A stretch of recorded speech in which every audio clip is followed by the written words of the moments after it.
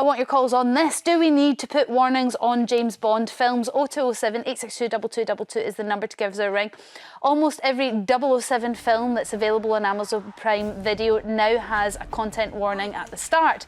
The first Bond film, Dr. No, from 1962, warns viewers of violence, alcohol use, smoking and foul language. Other films flag up scenes of nudity and sexual content, but despite this, the scene in You Only Live Twice, this is from 1967, where Sean Connery changes his skin colour and his eye shape in order to attempt to look like a Japanese man, has not been slapped with a warning for racial insensitivity. Do these warnings make any sense? What's your thoughts, Lynn?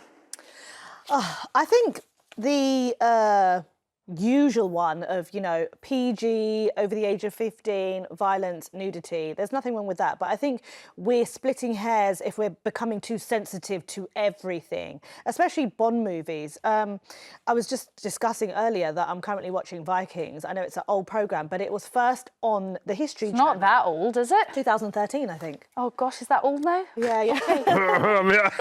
That's fairly modern to me. It's about a third of your life. Well, it was initially on the History Channel, and there's so much blood and gore. So I think if you are watching something that potentially could be positive historically, but you're with the family, there's young children, and there's blood and guts everywhere. Yes, we want to know that there's violence, but the Bond movies, I don't think personally there's any issue with.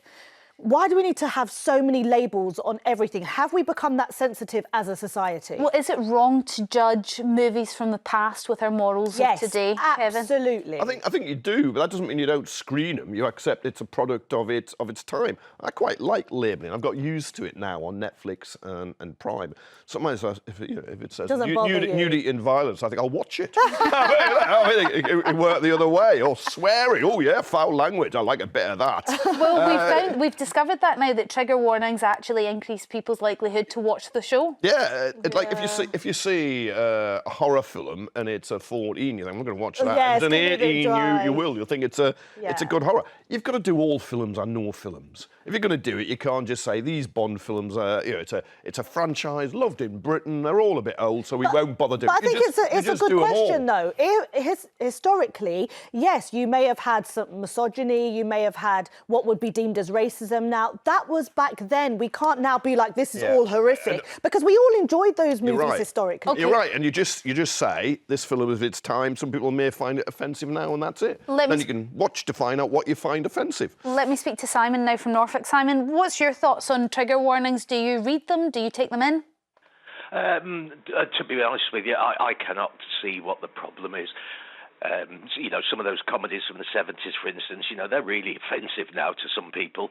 But does it matter if you've got a few words, you know, a few words at the beginning, just to let people know there might be something that offends them? That's all right, you know. Well, are you suggesting that actually we don't need that, and just the year that the film was produced or put out is enough to let someone think, OK, there might be things that aren't acceptable now in this movie?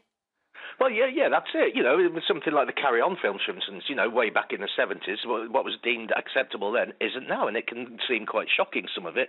Love Thy Neighbour, the comedy, that was another one. You know, that's very shocking now, the language used. But if just a few words beforehand saying some people might find this offensive, what's the harm? Well, I suppose that is what's there, but if you're doing it on every show, Simon, it kind of loses its potency, doesn't it? But Simon, I take your point. Thank you very much for your call. Jay from South Yorkshire, how do you feel about content or trigger warnings? Do you know, I think they've got above and beyond themselves, and it is a bit ridiculous.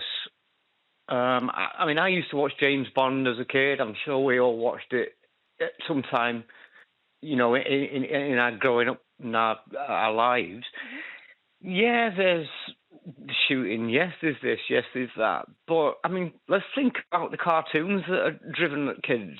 I mean, you have, I don't know, the Wile E. Coyote dropping anvils on the head of and squishing the Roadrunner, and the violence, Elmer Fudd going out shooting Bugs Bunny. Wear it. But Jay, they're all old cartoons. I'm not sure the cartoons are the same. I've watched a few cartoons with my son, and they're fairly tame. There's not many guns or any guns that I've ever seen. Completely different cartoons. I watch them with my grandchildren. They are. Like super potato. The worst you get is evil P. You don't get Tom and Jerry with. But then social media for young fighting. teenagers is far more violent than anything we experience. So it's give and take. Well, maybe there should be trigger warnings on social media. That's, I suppose, another argument. But you bring up a good point. If we're going to put trigger warnings on James Bond, maybe we need to put it on the Wile E. Coyote and some cartoons from the past too, maybe.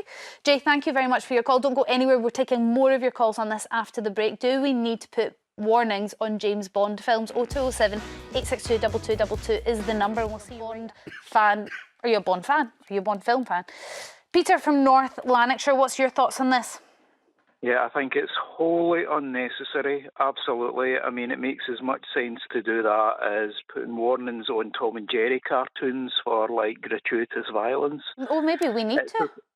No, definitely not. That's preposterous. It's taking things too far. I think we need to credit young people with more intelligence now.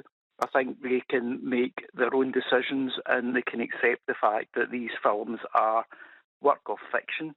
This is not reality. Yes, but we put content warnings on lots of other things. Have you watched an old James Bond film recently?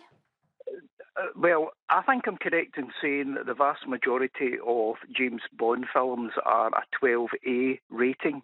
So that tells you everything you need to know. Yeah, I mean, is it in Goldfinger, the scene, is that with Pussy Galore and Sean Connery? There's a scene in a barn where essentially he he definitely forces himself on her. And that might be a 12. I'm not sure I want my 12-year-old to be watching that without an awareness that that was of its time and completely unacceptable now. I think there are significantly worse things occurring in soap operas, somehow. And what soap operas are you watching?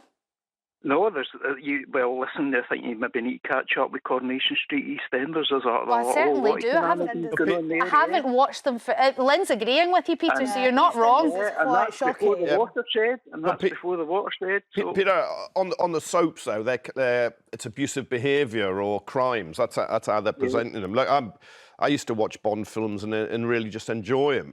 When I look at them now, I can enjoy them, but I cringe and I think, oof. Yeah, that is incredibly sexist behaviour. But presumably you believe in the classification system of, UPG 12, 18, because that informs you. Yeah, if that informs you about a film, what's wrong with just being informed if it's going to be violent, swearing, or whatever? You're not vulnerable by the sounds of it, but some people are, and some people want to be turned off, so they just want to know in advance. What's wrong with that? No, I honestly, I think there's far worse because, I mean, the genie's out of the bottle. You're giving young people mobile phones and they're watching significantly worse on mobile phones. That was Lynn's point, and it's a very good point. Social media is just the Wild West. Thank you very much for your call. Diane from East Sussex. Do you like a trigger warning? Do you read them? No. I think they're a waste of time, really. There can't be hardly any people on this earth who haven't seen a James Bond film, unless you're about 5 or 6. And you know what they're all about. So if you don't want to watch them, you don't know what's happening in them, it's against, I don't know, your feelings or whatever, you don't watch it. You switch off. Fair enough. Maybe we are really. You need to get a thicker skin, lass. Yeah, me particularly. Probably you're right, Diane. I think maybe you're right. We're underestimating the viewer's intelligence. Kevin on X has asked us, what would the trigger warning for the Storm Huntley show be? That's an interesting one. I can't wait to read the responses to that later. Can't imagine very many of them will be friendly. It is on X after all. All right.